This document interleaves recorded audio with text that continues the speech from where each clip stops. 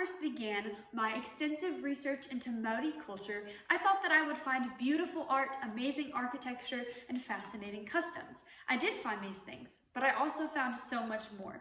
The Maori people's inspiring devotion to and connection with the people around them, as well as their ancestral lands, are the roots from which come all Maori customs and practices. I believe that we can all learn to value and treasure the people around us as well as the land around us from the Maori.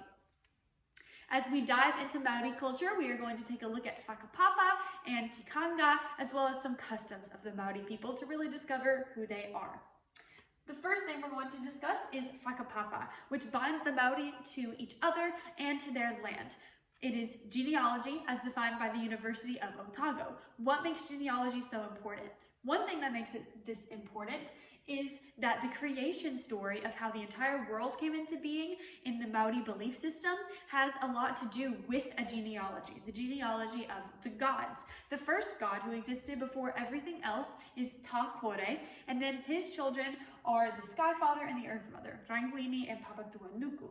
And all the other gods are their children. So from them come everything else in the world. One of these children is Pane Mahuta, who created man from some earth that he got from his mother, the Earth Mother. Therefore, the Maori people are made from the earth. They can trace their genealogy back to the earth and to the gods. That's why genealogy is so important. That's why they're so linked to each other and to their land. Whakapapa is described by Karen Paringitai as a framework upon which the fundamentals of Maori knowledge are formed. It's very, very important. From it comes tikanga. It's derived from whakapapa, according to the University of Otago. What is tikanga?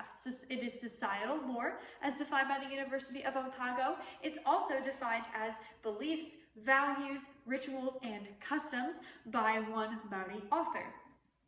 Some aspects of tikanga are tapu and noa. Tapu is something being sacred or special or having restrictions upon it.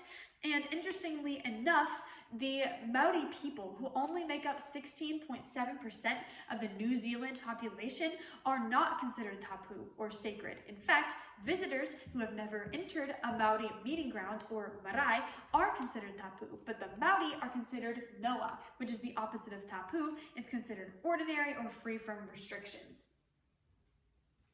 Maori is the idea that everything has a life force, every plant, every animal, and that is why the Maori treat the environment with so much respect.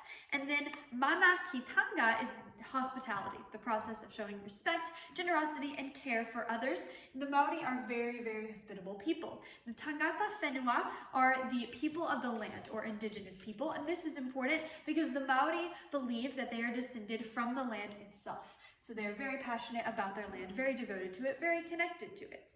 The pōwhiri is an example of a custom that exhibits these values, exhibits their whakapapa and connects to it. The pōwhiri is a traditional welcoming ceremony, and it lifts the tapu from visitors because tapu things, sacred things, and noa things, ordinary things, cannot mix. Therefore, the Maori and the visitors cannot mix until this pōwhiri has lifted the tapu from the visitors to make them one united people, as one Maori woman describes it. So the pōwhiri, it starts with the stating of the intentions of the visitors, then a karanga or welcoming call is performed, then a welcoming dance or haka pōwhiri is performed, formal speeches are given, songs about the speeches are sung, and then a gift is given from the visitors to the Maori.